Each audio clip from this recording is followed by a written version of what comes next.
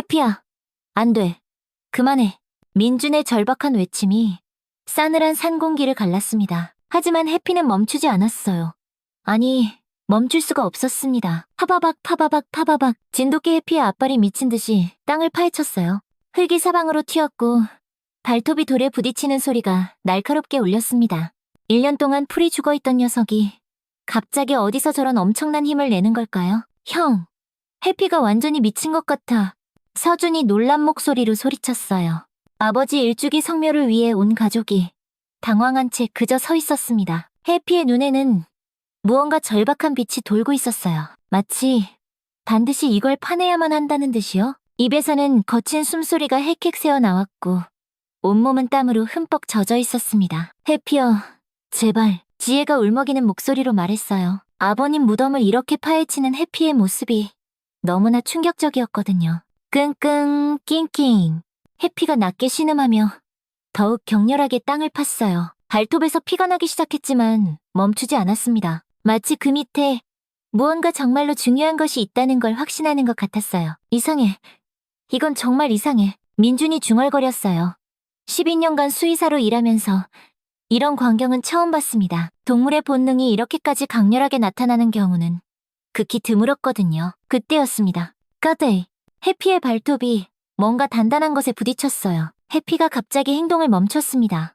그리고는 구멍을 들여다보더니 가늘게 울부짖기 시작했어요. 그 울음소리는 지난 1년 동안 들어본 그 어떤 소리와도 달랐어요. 절망과 간절함, 그리고 무언가를 호소하는 듯한 애절함이 모두 담겨 있었죠. 도대체 뭐가 있는 거야? 민준이 떨리는 손으로 해피가 판 구멍을 들여다봤어요. 흙 사이로 하얀색의 무언가가 보였습니다. 설마. 그 순간 민준의 등골이 서늘해졌어요. 이건 분명 평범한 상황이 아니었습니다. 해피는 여전히 구멍을 향해 낑낑거리며 울고 있었어요. 1년 동안 한 번도 보지 못했던 강렬한 감정이 그 작은 몸짓에 모두 담겨 있었습니다. 해피가 정말 뭔가를 알고 있는 거구나. 민주는 깨달았어요. 아버지가 늘 하시던 말씀이 떠올랐습니다.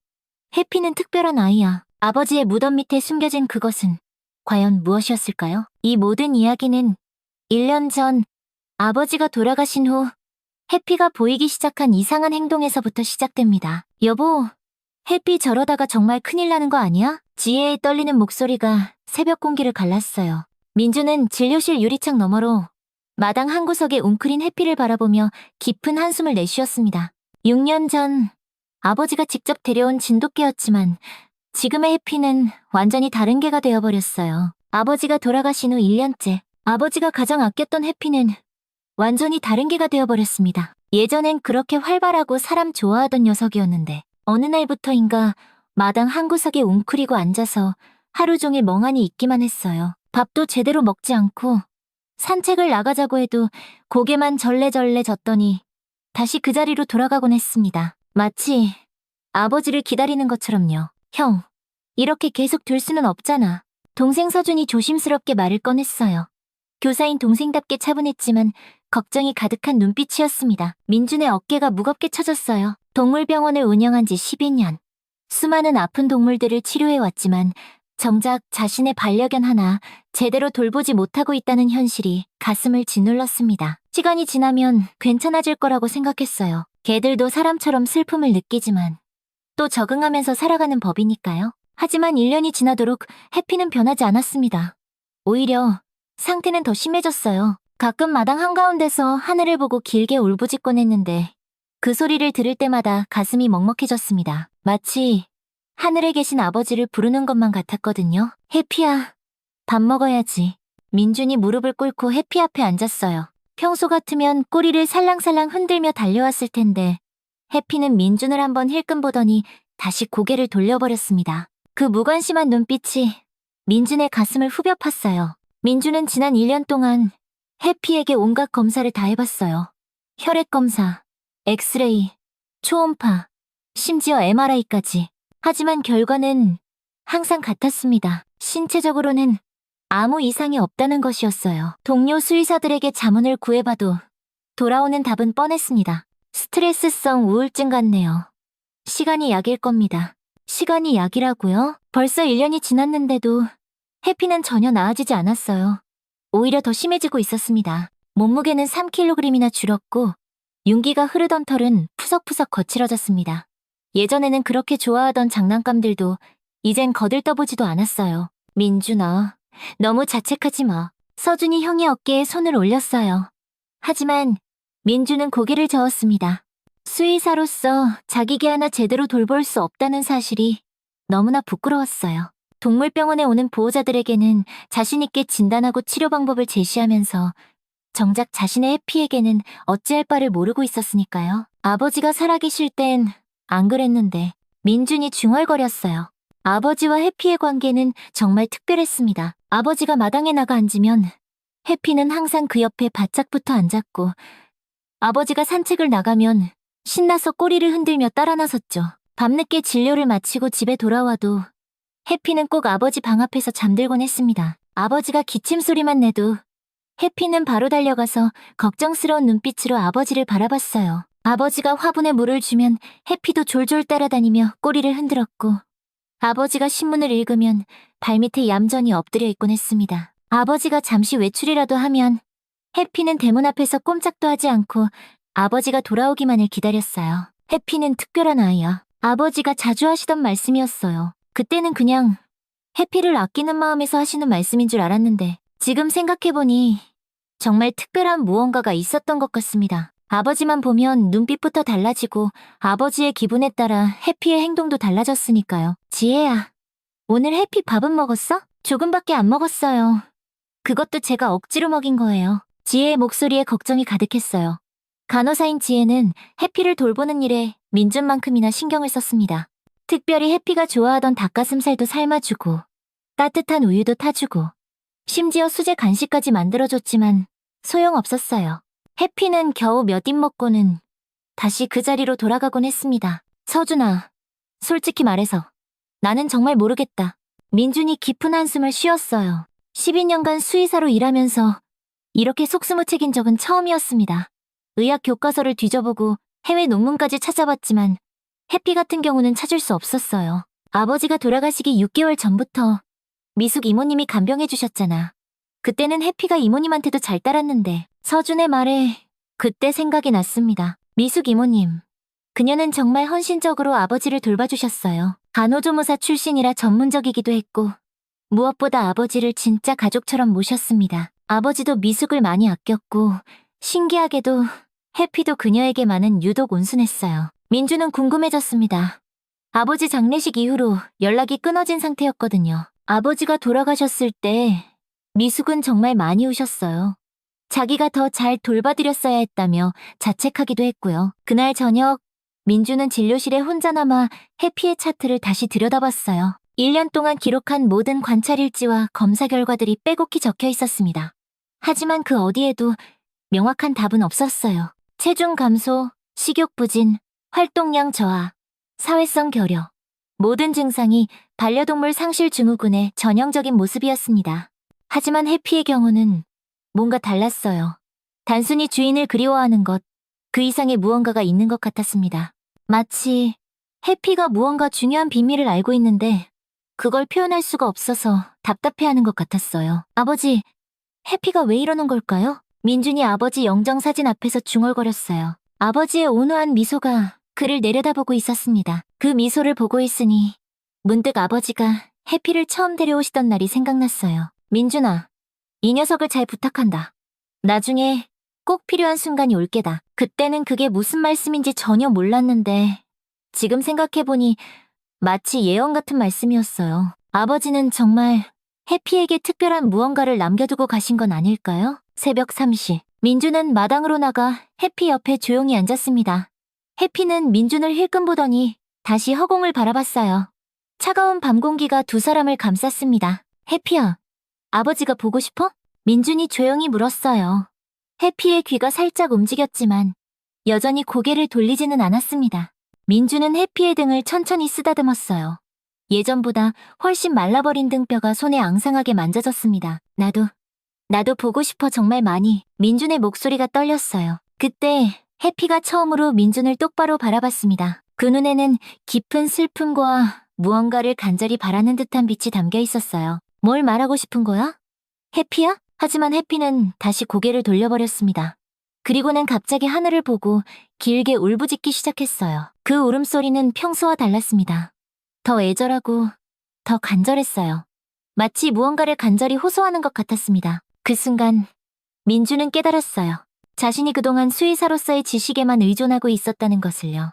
정작 해피의 마음은 들여다보려 하지 않았다는 것을요. 아버지가 해피는 특별한 개야라고 하셨던 그 말의 진짜 의미를 이제야 알 것 같았습니다. 해피에게는 분명 사람이 이해할 수 없는 특별한 능력이 있었어요. 그리고 그 능력이 지금 해피를 괴롭히고 있는 것 같았습니다. 민주는 그날 밤 결심했어요. 수의사로서의 접근 방법을 바꿔야겠다고. 과학적 진단보다는 해피의 마음을 먼저 이해해보겠다고요. 그리고 며칠 후 아버지 일주기 성묘를 앞두고 지혜가 제안을 했습니다. 그때 민주는 알지 못했습니다. 그 성묘가 모든 것을 바꿀 운명의 날이 될 줄은요. 해피야, 차에 타자. 민준이 해피를 부르는 순간이었어요. 그때까지 1년 동안 무기력하게 지내던 해피가 갑자기 귀를 쫑긋 세웠습니다. 아버지 일주기 성묘를 가는 날이었어요. 해피가 반응하네? 지혜가 놀란 표정으로 말했어요. 평소 같으면 관심도 안 보였을 텐데 그날따라 해피는 꼬리를 살짝 흔들며 차 쪽으로 다가왔습니다. 어머나, 해피가 나오네. 서준도 신기해했어요. 정말 오랜만에 보는 해피의 적극적인 모습이었거든요. 1년 동안 마당 한 구석에서 멍하니 있기만 하던 녀석이 이렇게 반응을 보이다니요. 아버지가 보고 싶은가 보네. 민준이 해피의 머리를 쓰다듬으며 말했어요. 해피는 평소와 달리 민준의 손길을 피하지 않았습니다. 오히려 꼬리를 살랑살랑 흔들며 차 문 앞에서 기다리고 있었어요. 그래, 한번 데려가자.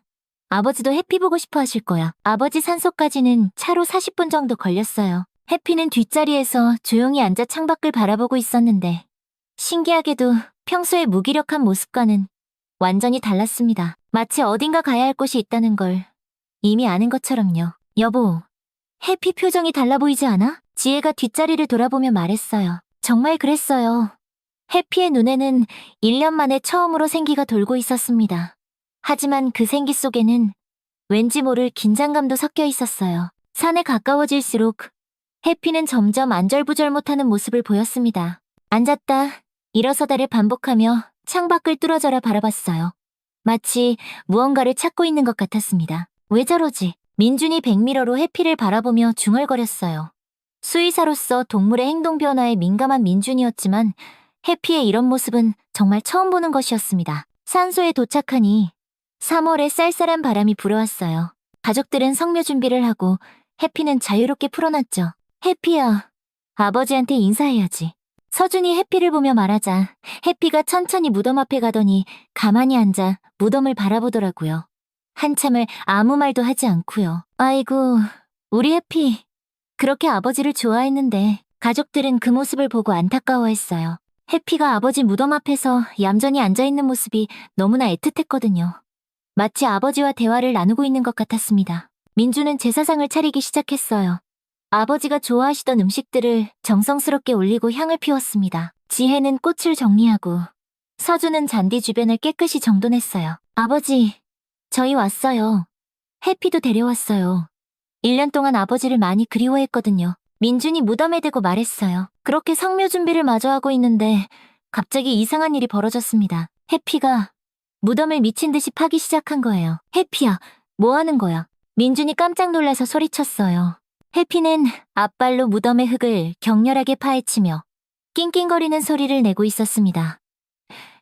1년 동안 보지 못했던 엄청난 에너지였어요. 해피, 그만해. 서준이 뛰어가서 해피를 말렸지만 해피는 전혀 멈출 기색이 없었어요. 오히려 더 격렬하게 파기 시작했습니다. 흙이 사방으로 튀었고 해피의 발톱은 땅을 긁는 소리를 냈어요. 어머, 왜 저러는 거야? 지혜도 당황한 표정으로 다가왔어요.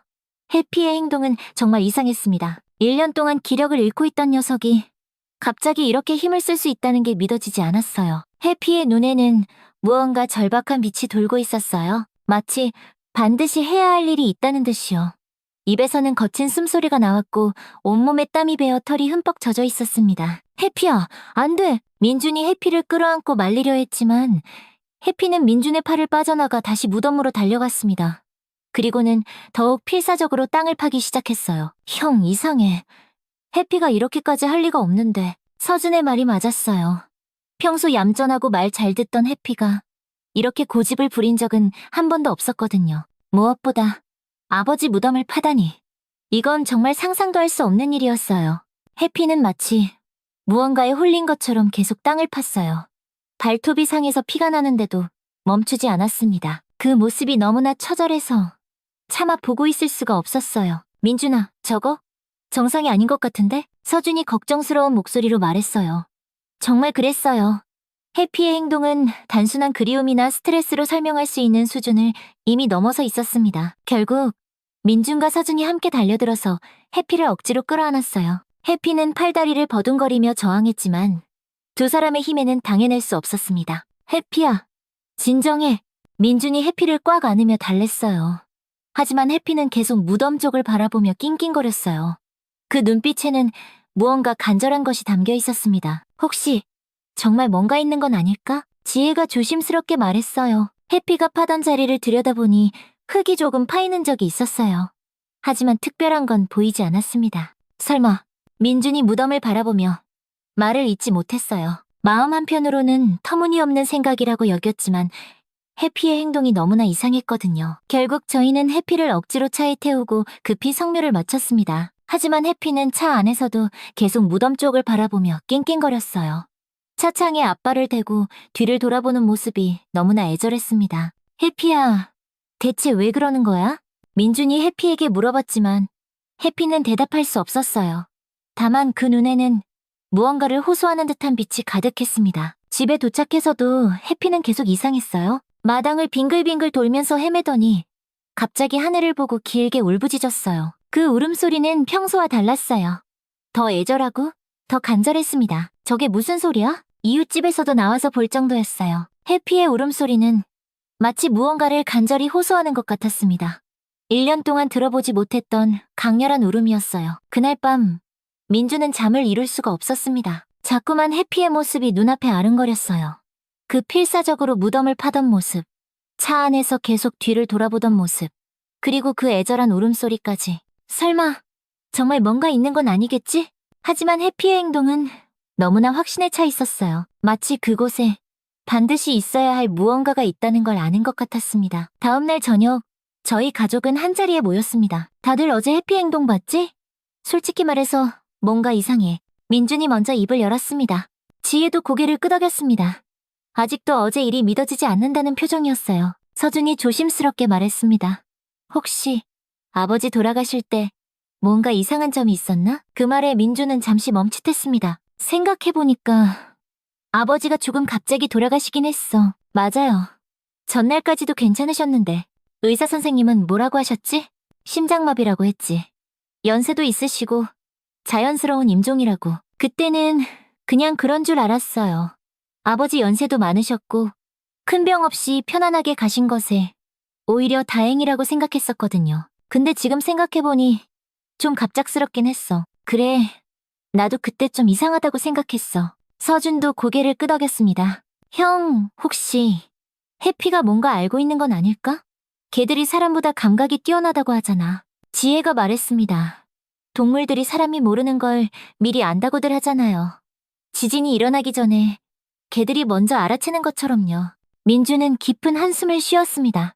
수의사로서 동물의 특별한 감각에 대해서는 잘 알고 있었어요. 하지만 해피의 행동은 그런 일반적인 범주를 넘어서는 것 같았습니다. 솔직히 말해서 나는 확인해보고 싶어. 민준이 조심스럽게 말을 꺼냈어요. 파묘를 해보는 건 어때? 그 말이 나오는 순간 식탁 위에는 무거운 정적이 흘렀습니다. 가족들 사이에서도 의견이 갈릴 수 있는 아주 민감한 문제였으니까요. 형, 그럴 필요까지 있을까? 서준이 조심스럽게 물었습니다. 해피의 행동이 수상하긴 했지만 파묘까지 하는 건 너무 큰일 아니야? 나도 처음엔 그렇게 생각했어. 하지만 어제를 다시 생각해봐. 1년 동안 풀 죽어 있다가 하필 아버지 무덤에서 갑자기 그랬던 게 정말 우연일까? 민준의 목소리에 확신이 담겨 있었어요. 다른 게도 아니고 해피야. 해피가 얼마나 똑똑한데. 그리고 아버지와 얼마나 특별한 관계였는데. 서준이 깊은 한숨을 쉬었습니다. 형, 그럼 정말 파묘를 해야 한다는 거야? 해피가 계속 저러면 우리도 마음이 편하지 않을 거야. 우린 계속 이렇게 찝찝하게 살아갈 거라고. 차라리 한번 확인해보자. 별일 없으면 다시 잘 모셔두면 되잖아. 결국 서준도 고개를 끄덕였습니다. 그래, 생각해보니까 형 말이 맞는 것 같아. 아버지한테는 죄송하지만 한번 해보자. 어쩌면 이게 아버지를 위한 일일지도 몰라. 그렇게 해서 저희는 파묘를 결정했습니다. 쉬운 결정은 아니었지만 해피의 이상한 행동을 그냥 넘길 수는 없었어요. 무엇보다 해피가 그렇게 필사적으로 파려고 했던 이유가 분명 있을 것 같았거든요. 정말 파묘를 하시는 겁니까? 장의업체 직원의 조심스러운 물음에 민주는 깊은 한숨을 쉬었어요. 파묘 당일, 이른 아침부터 산에는 짙은 안개가 깔려 있었습니다. 3월 중순이었지만 산이는 여전히 쌀쌀했고 바람 한 점 없이 고요했어요. 네, 부탁드립니다. 민준의 목소리가 떨렸어요. 아버지를 다시 파내야 한다는 것만으로도 가슴이 찢어질 듯 아팠거든요. 하지만 해피의 그 필사적인 모습을 도저히 잊을 수가 없었습니다. 저와 지혜, 그리고 서준이 함께 산소로 향했습니다. 산소에 도착하자 장의업체 직원들이 이미 와 있었어요. 삽과 각종 도구들을 준비해두고 저희를 기다리고 있었습니다. 안녕하세요. 파묘 신청하신 박민준 씨 맞으시죠? 네, 맞습니다. 네. 그럼 시작하겠습니다. 장의업체 직원들이 조심스럽게 봉분의 흙을 걷어내기 시작했습니다. 한 삽, 한 삽, 흙이 떠내려갈 때마다 민준의 심장이 쿵쾅거렸어요. 정말 뭔가 나올까? 아니면 그냥 평범한 무덤일까? 민준아, 괜찮아? 서준이 창백해진 형의 얼굴을 보며 걱정스럽게 물었어요. 민준은 고개를 끄덕였지만 손은 계속 떨리고 있었습니다. 해피가 그렇게까지 했으니까 분명 뭔가 있을 거야. 지혜가 민준의 손을 꽉 잡으며 말했어요.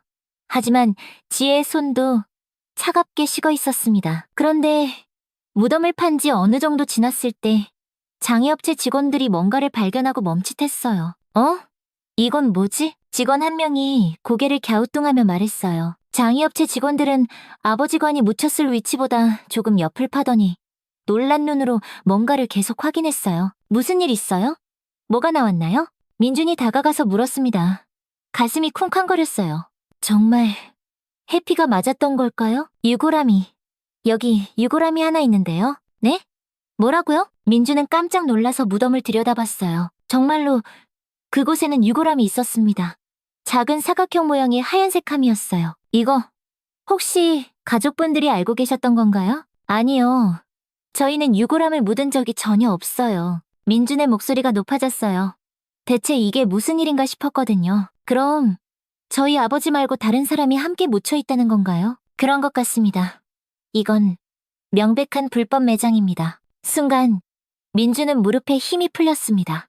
정말이었다. 해피가 알고 있었다. 뭔가 문제가 있었던 거다.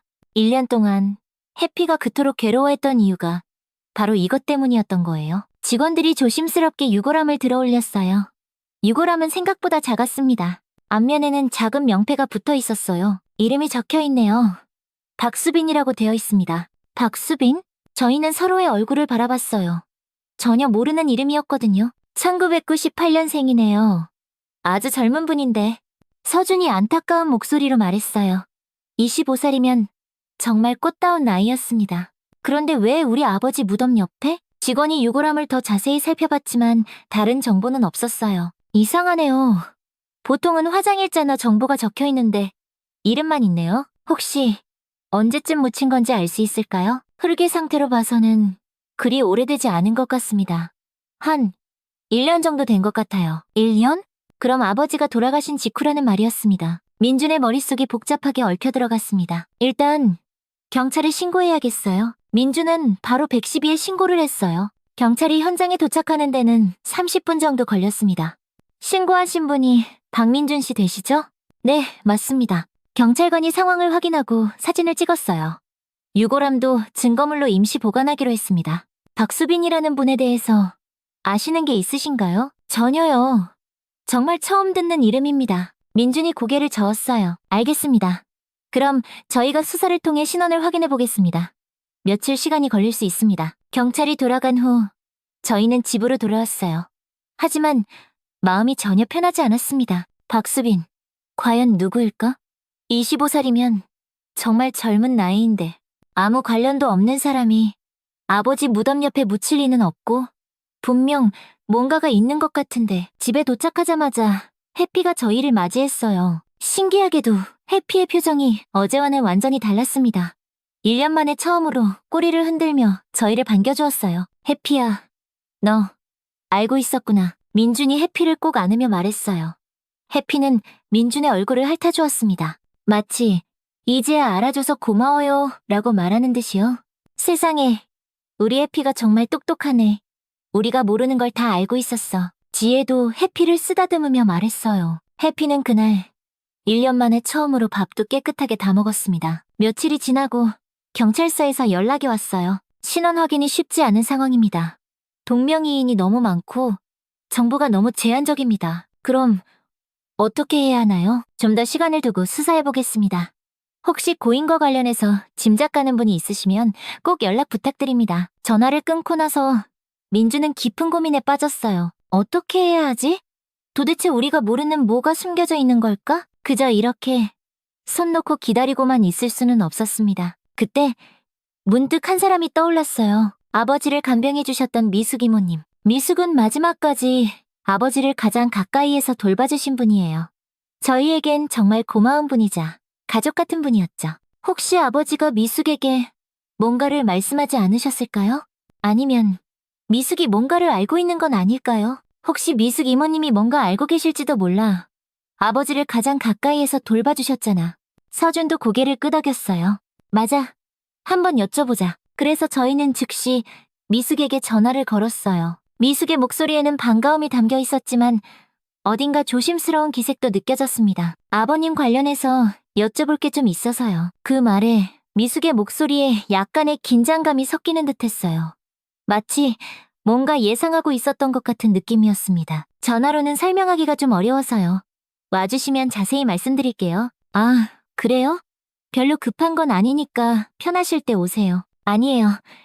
제가 조만간 찾아뵐게요. 며칠 후 미숙이 저희 집 문을 눌렀어요. 민준 씨, 저 왔어요. 민준이 일어나서 마중 나가려는데 해피가 갑자기 귀를 쫑긋 세우더니 마당으로 번개처럼 뛰어나갔어요. 대문을 열고 미숙이 들어왔고 해피와 미숙은 눈을 마주쳤습니다. 그런데 그 순간 놀라운 일이 벌어졌습니다. 미숙의 얼굴이 확 밝아지는 거예요. 어머나, 해피야, 잘 지냈어? 미숙이 반갑게 소리치며 손을 내밀었어요. 해피는 꼬리를 살랑살랑 흔들며 미숙에게 달려가더니 다리에 몸을 비비기 시작했습니다. 와, 해피야. 미숙 이모가 그렇게 좋아? 민준이 웃으며 말했어요. 1년 동안 그 누구에게도 애교 한번 부리지 않던 해피가 미숙에게만은 이렇게 반가워하다니요. 우리 해피가 얼마나 기특한지 몰라요. 제가 아버님 돌봐드릴 때 항상 옆에서 저를 도와줬거든요. 미숙이 해피를 쓰다듬으며 정말 반가워하셨어요. 아이고, 여전히 잘생겼네 우리 해피. 들어오세요, 미숙 이모님. 저희는 거실로 들어갔어요. 미숙은 평소와 다름없이 편안한 모습이었습니다. 서준과 지혜와도 인사를 나누었어요. 그런데 무슨 일이세요? 아버님 관련해서 여쭤볼 게 있다고 하셨는데. 미숙이 물었어요. 민주는 어떻게 이야기를 시작해야 할지 망설였습니다. 너무 갑작스럽게 말하면 이모님이 놀라실 것 같았거든요. 사실은 얼마 전에 해피가 아버지 산소에서 계속 이상한 행동을 하더라고요. 그래서 파묘를 했는데 그 말을 하는 순간 미숙의 얼굴색이 순간적으로 싹 변했어요. 밝았던 표정은 온데간데 없이 사라지고 뭔가 잔뜩 긴장한 듯한 기색이 역력했습니다. 파묘요? 네. 해피가 자꾸 무덤을 파려고 해서 너무 이상해서 확인해봤는데 민준이 조심스럽게 말을 이어갔습니다. 아버지 무덤 옆에서 유골함이 나왔어요. 박수빈이라는 그 순간이었습니다. 미숙이 갑자기 소리를 내며 바닥에 무릎을 꿇고 앉으셨어요. 미숙 이모님, 민준이 깜짝 놀라서 일어났습니다. 왜 그러세요? 어디 아프세요? 하지만 미숙은 고개를 푹 숙인 채 떨리는 목소리로 말씀하셨어요. 정말 죄송합니다. 네? 미숙의 눈에서 눈물이 왈칵 흘러내리기 시작했어요. 제가 잘못했어요. 이모님, 무슨 말씀이세요? 일단 일어나세요. 민준이 미숙을 부축해서 일으켜 세우려 했지만 미숙은 계속 바닥에 주저앉아 계셨어요. 안 돼요. 저는 죄인이에요. 이모님, 진정하시고 무슨 일인지 천천히 말씀해주세요. 옆에 있던 서준과 지혜도 놀란 표정으로 미숙을 바라보고 있었어요. 미숙은 한참을 울다가 고개를 들어 저희를 바라봤어요. 그 눈에는 깊은 후회와 절망이 가득했습니다. 그거 제가 묻은 거예요. 네? 뭐라고요? 수빈이. 제가 묻었어요. 미숙이 다시 고개를 숙이며 서럽게 울기 시작했어요. 민주는 잠시 말을 잃었습니다. 왜 그런 일을? 민준이 조심스럽게 물었습니다. 이유가 있으신 거죠? 이모님이 아무 이유 없이 그러실 분 아니라는 거 저희도 알아요. 괜찮으니까 진정하시고 천천히 얘기해보세요. 미숙은 한참을 더 울다가 떨리는 목소리로 대답했어요. 수빈이는 제 딸이에요. 그 순간 거실에는 깊은 정적이 흘렀습니다. 미숙에게 딸이 있었다는 것도 저희는 처음 듣는 이야기였어요. 수빈이는 태어날 때부터 심장에 구멍이 있어서 어릴 때부터 계속 수술을 받으며 살아왔어요. 미숙의 목소리가 더욱 떨렸어요. 7살 때 첫 수술, 12살 때 두 번째 수술, 고등학교 2학년 때 세 번째 수술. 수빈이의 어린 시절은 거의 병원에서 보냈다고 해도 과언이 아니었어요. 민주는 가슴이 먹먹해졌어요. 수의사로서 아픈 동물들을 많이 봤지만 어린아이가 그렇게 고생했다는 이야기는 들을 때마다 마음이 아팠거든요. 수빈이 아버지는 수빈이가 13살 때 교통사고로 세상을 떠났어요. 그때부터 저는 혼자서 아픈 딸을 키워야 했습니다. 미숙의 눈물이 뺨을 타고 흘러내렸어요. 남편이 남겨놓은 보험금과 살던 집까지 팔아가며 수빈이 병원비를 댔어요. 그럼에도 병원비가 턱없이 부족해서 간병일, 청소일, 닥치는 대로 일했습니다. 그럼 이모님이 저희 아버지 간병하실 때도 네, 그때도 수빈이는 병원에 있었어요. 수빈이는 참 착한 아이였어요. 엄마 걱정할까봐 아프다는 소리 한 번 안 했거든요. 미숙이 잠시 말을 멈추고 눈물을 닦았어요. 수빈이는 의대에 진학했어요. 자신처럼 아픈 사람들을 돌보는 의사가 되고 싶다고 했어요. 엄마, 내가 의사 되면 엄마는 이제 일 안 하셔도 돼. 늘 그렇게 말하던 아이였는데. 미숙의 목소리가 더욱 떨리기 시작했어요. 하지만 세상은 호락호락하지 않았어요. 졸업을 앞두고 있던 어느 날 수빈이가 갑자기 쓰러진 거예요. 어머나, 지혜가 저도 모르게 손으로 입을 막았어요. 응급실로 달려갔을 때 의사는 심장 상태가 급격히 악화됐다고 했어요. 즉시 대수술이 필요하지만 성공 확률은 30%도 안 된다고 했습니다. 미숙의 목소리가 점점 작아졌어요. 그리고 수술비는 5천만 원이었어요. 5천만 원이요? 서준이 놀란 목소리로 말했어요. 저는 망설일 시간도 없었어요. 돈이 없어도 좋으니 일단 수술부터 받게 해달라고 의사에게 무릎 꿇고 매달렸습니다.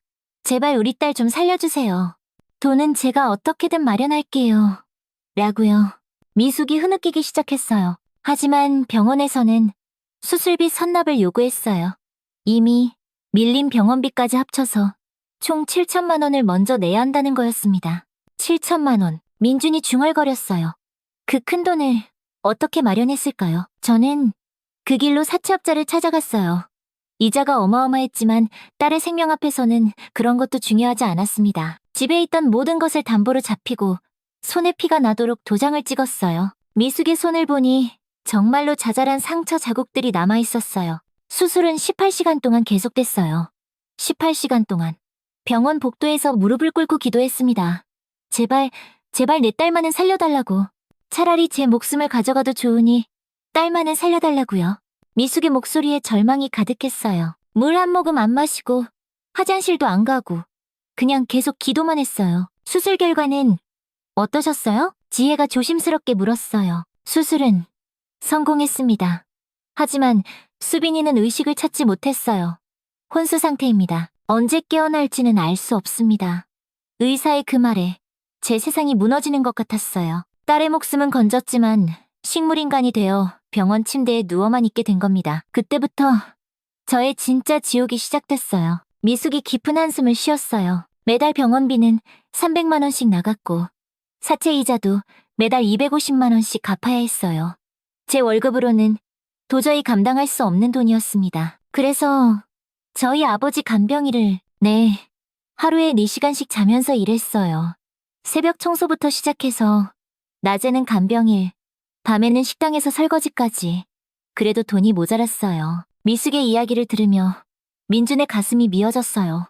그렇게 힘든 상황에서도 아버지를 그토록 정성스럽게 돌봐주셨다니요. 그래서 더 많은 돈을 벌 수 있는 일을 찾게 됐고, 그때 소개받은 게 아버님 간병일이었어요. 24시간 간병이고, 아버님께서 여유가 있으셔서 조건이 괜찮았거든요. 그때 아버지가 이모님을 도와주셨죠? 네. 아버님은 제 딱한 사정을 아시고 매달 200만 원씩 남몰래 도와주셨어요. 그 돈이 아니었다면 저는 정말 미숙이 말을 잇지 못하고 울었어요. 아버님은 정말 천사 같은 분이셨어요. 저를 친딸처럼 대해주시고 제 딸 수빈이까지 걱정해주시고 아버님이 돌아가시기 전에 제게 말씀하셨어요. 뭐라고 하셨는데요? 나중에 아주 나중에 미숙 씨도 그렇고 수빈이도 그렇고 세상을 떠나게 되면 내 옆에 모시고 싶다고. 우리는 이제 한 가족이니까 라고요. 그 말에 민준의 눈시울이 붉어졌어요. 하지만 그 약속은 지켜질 수 없었어요. 아버님이 예상보다 훨씬 빨리 돌아가셨거든요.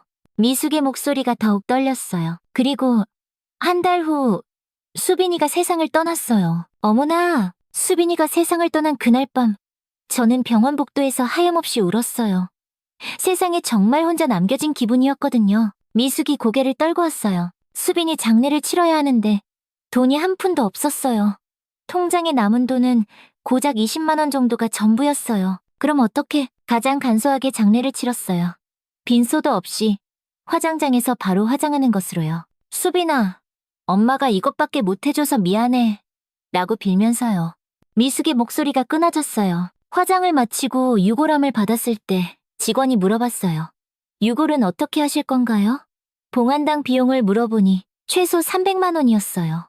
저한테는 그런 돈이 어디 있겠어요? 그때 미숙의 눈에서 더 많은 눈물이 흘러내렸어요. 집조차도 안전하지 않았어요. 사채업자들은 계속 전화를 걸어왔고 집 월세도 밀려 있었죠. 길바닥에 나앉게 될 상황이었어요. 그때 아버지 말씀이 생각나기 시작했어요. 네. 처음에는 아무리 그래도 그건 아니지라고 생각했어요. 아버님이 그렇게 말씀하셨다고 해도 진짜 가족도 아니고 여러분께 연락하기에도 너무 염치가 없고요. 미숙이 고개를 저었어요. 하지만 며칠이 지나도 다른 방법이 없었어요. 수빈이 유골함을 들고 길바닥에 나앉게 생긴 거죠. 그래서 결국 저는 제 자신을 설득하기 시작했어요. 아버님이 우리를 가족이라고 하셨으니까 괜찮을 거라고요. 미숙이 떨리는 목소리로 말을 이어갔어요. 그날 밤 저는 수빈이의 유골함을 안고 산으로 향했어요. 아무도 없는 새벽 시간 손전등 하나만 들고 올라갔어요. 민주는 그 상황을 상상하니 가슴이 아팠어요. 아버님 무덤에 도착했을 때 저는 한참을 서 있었어요. 아버님, 저 왔어요. 죄송해요. 이렇게밖에 할 수가 없어요. 목소리가 마구 떨렸어요. 정말 이래도 되는 건지 확신이 서지 않았거든요. 미숙의 눈에서 눈물이 주룩주룩 흘러내렸어요. 수빈이가 갈 곳이 없어요. 이 못난 엄마가 능력이 없어서. 그렇게 저는 아버님 무덤 옆에 작은 구덩이를 팠어요. 유골함을 조심스럽게 묶고 다시 흙을 덮었습니다. 미숙 이모 수빈아, 엄마가 제대로 못해줘서 미안해. 엄마가 나중에 꼭 다시 찾으러 올게. 꼭 좋은 곳에 옮겨줄게. 아버님, 정말 죄송합니다. 그렇게 수빈이는 아버님 옆에 묻히게 된 것입니다. 미숙의 마지막 말이 끝나고 거실에는 깊은 정적이 흘렀습니다. 민주는 아무 말도 할 수가 없었어요. 목이 메어서 한마디도 나오지 않았습니다. 서준도 고개를 숙인 채 어깨를 떨고 있었고 지혜는 이미 눈물을 훔치고 있었어요. 정말 죄송합니다. 제가 죄인입니다. 미숙이 여전히 고개를 숙인 채 말씀하셨어요. 미숙 이모님, 그런 말씀 마세요. 지혜가 먼저 말했습니다. 목소리가 떨리고 있었어요. 이모님이 잘못한 게 아니에요. 저희 다 이해해요. 괜찮아요, 그동안. 정말 많이 힘드셨죠? 서준도 고개를 들었어요. 눈이 빨갛게 충혈되어 있었습니다. 저희한테 말씀하시지. 혼자 그렇게 고생하시고. 그때 해피가 조용히 일어나더니 미숙 앞으로 다가갔어요. 그리고는 미숙의 무릎에 자신의 머리를 가만히 올려놓았습니다. 해피야. 해피는 미숙의 손을 따뜻한 혀로 살짝 핥아주었어요. 미숙 이모님, 민준이 조심스럽게 말했어요. 아버지 말씀이 맞아요. 우리는 가족이에요.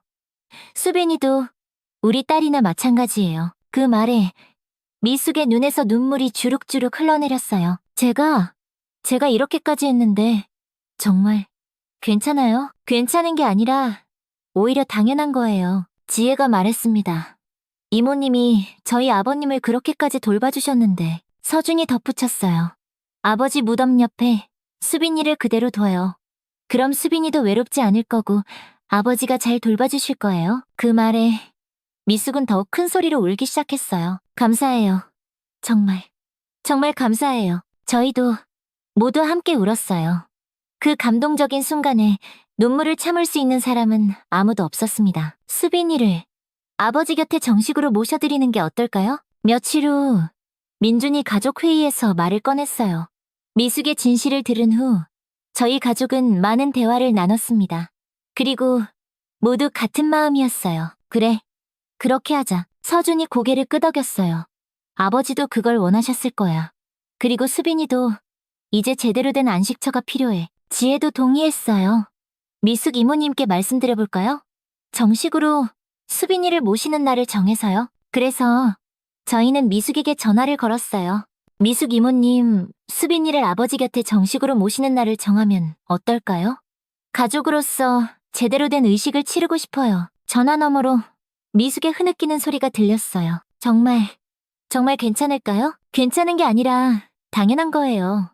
우리 가족이니까요. 며칠 후 수빈이를 아버지 곁에 정식으로 안치하는 날이 왔습니다. 그날 아침 미숙은 일찍부터 오셨어요. 검은 한복을 곱게 차려입고 손에는 하얀 국화꽃 한 다발을 들고 계셨습니다. 수빈아, 미안해. 엄마가 미안해. 미숙이 꽃을 바라보며 조용히 말씀하셨어요. 그 목소리에는 1년간의 죄책감과 그리움이 모두 담겨 있었습니다. 해피도 그날 아침부터 달랐어요. 평소보다 차분하고 어딘가 경건한 모습이었습니다. 마치 오늘이 특별한 날이라는 걸 아는 것 같았어요. 해피야, 오늘 수빈이 누나 제대로 모셔드리는 거야. 민준이 해피에게 말하자 해피는 꼬리를 살짝 흔들어 보였어요. 그 눈빛에는 1년 만에 찾은 평안함이 담겨 있었습니다. 산소에 도착했을 때 민준의 가슴이 뭉클했어요. 1년 전 해피가 그렇게 필사적으로 파던 그 자리에 다시 서 있으니 감회가 새로웠습니다. 해피가 정말 다 알고 있었구나. 서준이 해피를 바라보며 말했어요. 해피는 특별한 개니까. 민준이 대답했어요. 아버지가 하시던 그 말씀이 이제야 완전히 이해가 됐습니다. 미숙은 한참을 아버지 무덤을 바라보셨어요. 아버님, 감사합니다. 좋은 가족을 만나게 해주셔서, 제 인생을 살려주셔서. 미숙의 목소리가 떨리고 있었어요. 민준도 무덤 앞에 서서 묵념했습니다. 아버지, 이제 걱정하지 마세요. 미숙 이모님은 저희가 잘 모실게요. 수빈이도 저희 딸로 여기고 잘 돌볼게요. 수빈이의 자리는 저희가 직접 만들어줬습니다. 아버지 무덤 옆에 작은 구덩이를 다시 파기 시작했어요. 저희는 돌아가면서 땅을 팠습니다. 30분 정도 지나자 적당한 깊이의 구덩이가 완성됐어요. 1년 전 미숙이 혼자서 파던 그 자리보다 조금 더 정성스럽게 만들어졌습니다. 수빈아, 할아버지께 감사 인사드려. 미숙이 유골함을 아버지 무덤 쪽으로 향하게 하며 말씀하셨어요. 그 다음에 조심스럽게 유골함을 구덩이에 안치했습니다. 미숙의 눈에서 눈물이 흘러내렸지만 이번에는 슬픔보다는 안도의 눈물이었습니다. 1년 동안 가슴에 품고 있던 무거운 짐을 드디어 내려놓는 기분이었을 거예요. 저희는 다시 흙을 덮기 시작했어요. 정성스럽게 조심스럽게 덮었습니다. 흙을 다 덮고 나서 저희는 주변을 정리했어요. 아버지 무덤과 자연스럽게 이어지도록 봉분도 조금 다듬었습니다. 미숙은 새로 만든 수빈이의 자리에 가져온 국화꽃을 한 송이 올려놓으셨어요. 수빈아, 엄마가 자주 올게. 할아버지랑 잘 지내고 있어. 마지막으로 저희는 모두 함께 절을 올렸습니다. 아버지와 수빈이에게 드리는 마음 깊은 인사였어요. 집으로 돌아오는 길, 미숙은 계속 감사하다고 하셨어요. 정말 고마워요. 제가 어떻게 이런 은혜를... 미숙 이모님, 그런 말씀 마세요. 우리 가족이니까 당연한 거예요. 해피는 차 안에서 정말 평안해 보였어요. 1년 동안 품고 있던 비밀이 해결되어서인지 표정도 훨씬 밝아졌습니다. 해피야, 이제 마음 편하지? 민준이 해피의 머리를 쓰다듬으며 물었어요. 해피는 민준의 손을 살짝 핥아주었어요. 정말 오랜만에 보는 평온한 모습이었습니다. 그날 저녁, 저희는 또 하나의 중요한 결정을 내렸어요. 미숙 이모님, 혹시 시간 되시면 저희 집에 좀 와주실 수 있어요? 아버지 일기장을 찾았는데 이모님이 보셔야 할 것 같아서요. 며칠 후 미숙이 오셨어요. 민준이 아버지의 일기장을 꺼내 보여드렸습니다.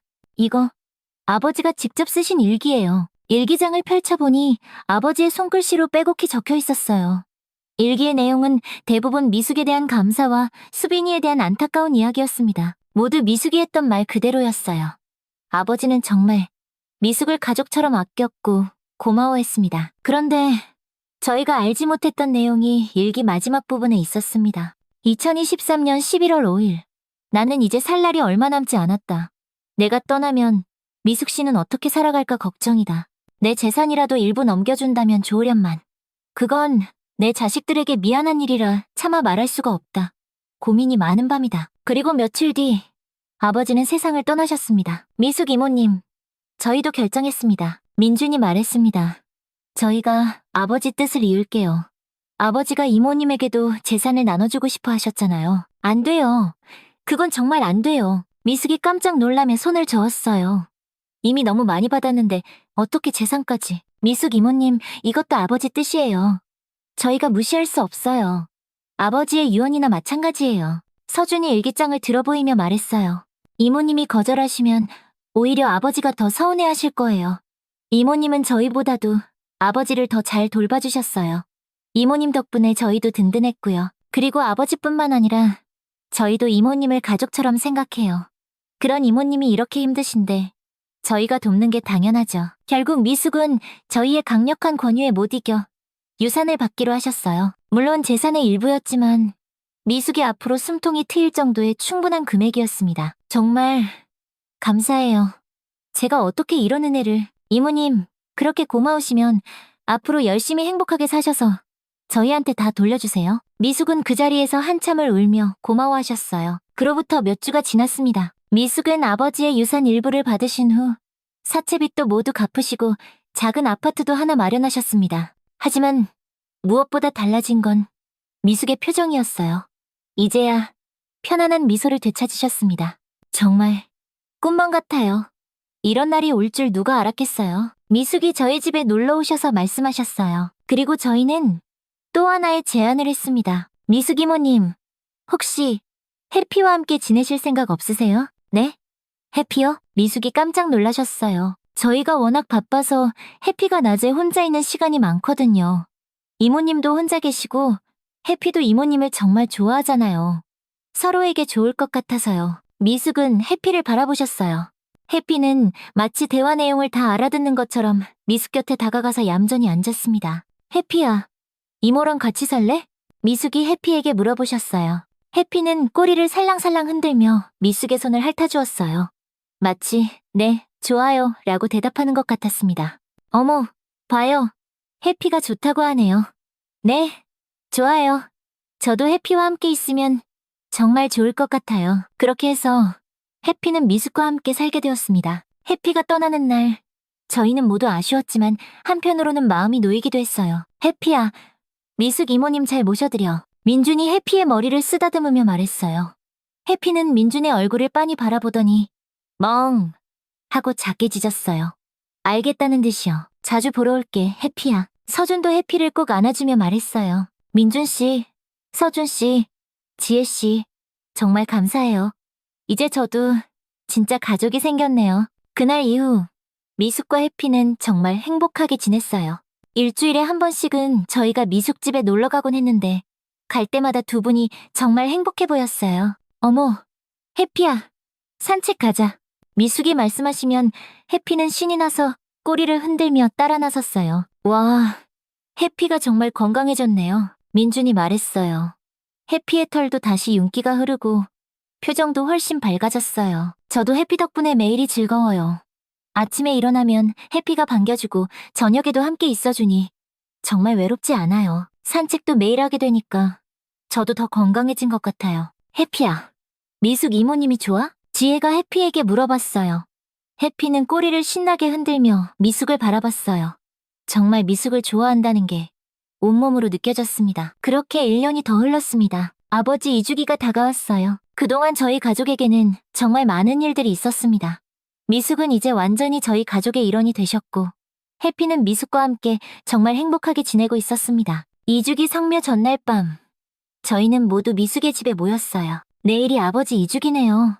벌써 2년이 지났다니 정말 시간이 빠르네요. 민준이 말했습니다. 그러게요. 정말 많은 일이 있었어요. 미숙이 해피를 쓰다듬으며 말씀하셨어요. 해피는 미숙의 무릎에 머리를 기대고 세상 편안한 자세로 누워 있었어요. 정말 평화로운 모습이었습니다. 해피야, 내일 할아버지 만나러 가자. 미숙이 해피에게 말씀하셨어요. 해피는 꼬리를 살짝 흔들어 보였어요. 아직도 아버지를 기억하고 있는 것 같았습니다. 다음날 아침, 저희는 모두 함께 산소를 향했습니다. 미숙과 해피, 그리고 저희 가족 모두가 함께였어요. 3월의 산은 정말 아름다웠어요.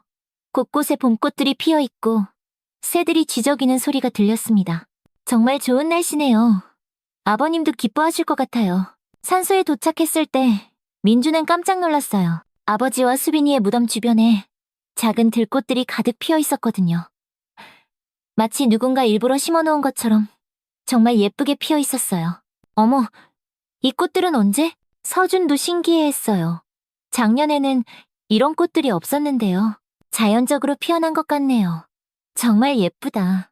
마치 아버님이 우리를 위해 준비해주신 선물 같아요. 저희는 무덤 앞에서 차례를 지냈습니다. 아버지, 저희 왔어요. 저희 모두 건강하게 잘 지내고 있어요. 아버님, 저도 잘 지내고 있어요. 정말 감사해요. 수빈아, 엄마도 이제 정말 행복해. 할아버지랑 함께 있어서 외롭지 않지? 미숙도 조용히 인사를 드렸어요. 그때 해피가 갑자기 일어나더니 무덤 주위를 천천히 걸어다니기 시작했어요. 하지만 2년 전과는 완전히 달랐어요. 불안해하거나 땅을 파려고 하는 게 아니라 그저 평온하게 걸어다니는 거였어요.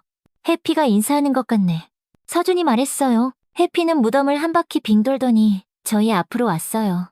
그리고는 무덤을 향해 얌전히 앉아서 잠시 가만히 있었습니다. 아버님, 해피가 인사드려요. 할아버지한테 잘 지낸다고 말씀드려. 해피야, 미숙이 말씀하셨어요. 해피는 멍 하고 한 번 더 짧게 짖었어요. 정말 대답하는 것 같았습니다. 그 순간 바람이 살랑 불어왔어요. 무덤 위의 들꽃들이 바람에 흔들리면서 정말 아름다운 모습을 보여줬어요. 한참을 그렇게 있다가 저희는 일어났습니다. 이제 가야겠네요. 아버지, 수빈아, 저희 갈게요. 또 올게요. 해피도 마지막으로 무덤을 한번 바라보더니 고개를 살짝 숙였어요. 집으로 돌아오는 길, 저희는 모두 마음이 따뜻했습니다. 정말 좋은 성묘였네요. 마음이 정말 편안해졌어요. 저희도요.